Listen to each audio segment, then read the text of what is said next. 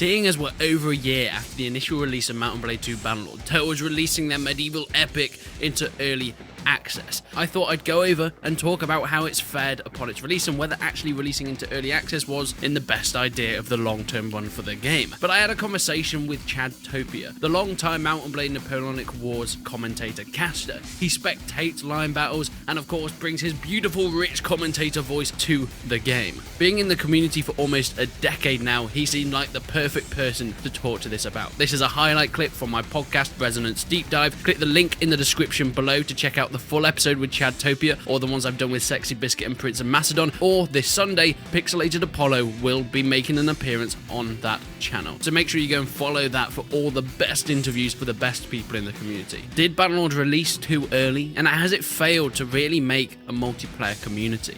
One of the things that I think is interesting, how for a lot of people that I've noticed on YouTube, and let me know what your thoughts are on this, but in terms of the actual YouTube content, I don't feel like Bannerlord had the same impact on YouTube as sort of, or at least community, that Warband did. And that might just be down to the fact that there isn't private servers and there aren't those community events. But how do you feel sort of that Mount and Blade, when it came with Bannerlord, how was that different for when it came recording? Because you don't seem to be doing as many Bannerlord stuff as you did with Warband.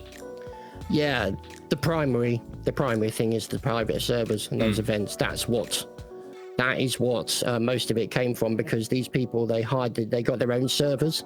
They would run events on a regular basis. They still run events on a regular basis, and it's just, without that, there's that, people aren't interested in seeing their exploits, so to speak, being recorded and commentated on and all the rest of that. And I think that's probably one of the biggest, as I see it, failings of Mount and Blade Bannerlord at this current moment. Yeah, is the lack of private servers to essentially invigorate the community and encourage them to basically hold these events, and so therefore other people can cover them, they can release videos of themselves playing in it, all that kind of stuff. It seemed a little bit short-sighted, in my opinion. I 100% agree. I remember, like, I was making videos. Well, obviously I was making videos before Bannerlord even came out, but in some of the videos I was talking about how surely there's going to be private servers. It would be stupid of them to not release private servers. Maybe not initially on release, but a few weeks after, maybe even like a month or two after. And I mean, it's been over a year now, and they've mentioned that it's something that they're working on, but we have no idea release date. And I don't know, it feels, Mount and Blade 2 Bannerlord feels different as a game. I think for me, Warband had that warm, like, nostalgia sort of community feel, and I just don't think Bannerlord has replicated that community feeling. Not yet, no. I mean, part of it is because of going into battles means going in via matchmaking, and I tend to find that matchmaking removes a lot of the choice as to where you go, because at least with Bannerlord or playing Warband, you can actually choose which server you are going on to. Those kind of communities and sort of connections grow up as people play on the same server together regularly. Exactly the same thing has happened on every single game I've played. There would be a list of maybe 5 servers that you would play on regularly, because you knew the people on it, you knew it was admin, you knew it was looked after, and you knew it would be fun. And right now, without that, it means that they've kind of taken the wind out of the release of Bannerlord, and that they could have made use of that to kind of fuel continued interest and everything else that's going on relating to that. Yeah, I do.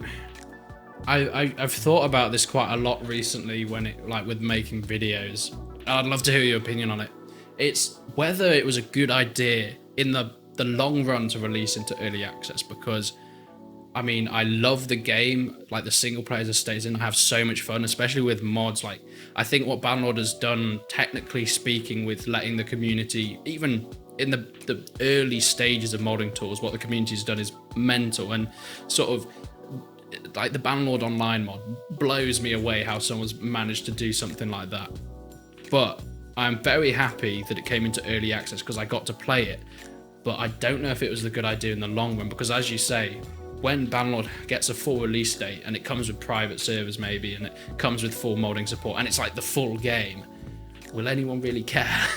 Will people have moved on to something else by then? Because gamers are notoriously fickle, in my experience. I'm not necessarily sure if it will be people moving on. I think Bannerlord will have that longevity that Warband will have, but I don't know, it was that massive build-up and excitement to Bannerlord, and then like it came out as a really good single-player experience, but it didn't come out as the full game. And what do you think about that decision in the long term, whether that was a good idea or not? The thing is, it's difficult for us to really judge because we don't know what the development process has been for Bannerlord. Obviously, it's been in development, technically speaking, for 8 years, and so we don't know how many times they've gone back and done things and so on and so forth. Speaking just from a sort of community side of things, obviously people were hungering for it, but I think it might have been better if they'd waited a little bit longer until they knew they could bring out private servers. So that they could bring out the private servers and say, this is the state of the game at this current moment. Obviously, modding tools means that, I mean, there are some people out there who are so incredibly talented that you just want to give them all the tools that they can just to go ahead and make whatever they want to do. You know, modders, when you think about it, look back at it, modders have been the lifeblood of so many gaming communities throughout the world. I mean, just look at Counter-Strike. That started off as a mod for Half-Life, you know, I mean, you know, 1.3, 1.6, then on to Counter-Strike Source, and it's still going, and it's still very, very, very popular.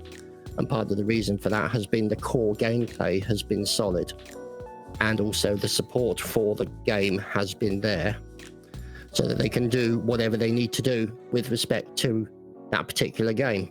And so I think it's a combination of two factors, the modding and the private servers, really, because modding also helps increase the hype, because people are thinking, oh, right, when's the next, you know, North and South mod, or, you know, when's the next Iron mod coming out, or something along those lines, you know, because modders are just sitting there waiting to take control and do what they need to do.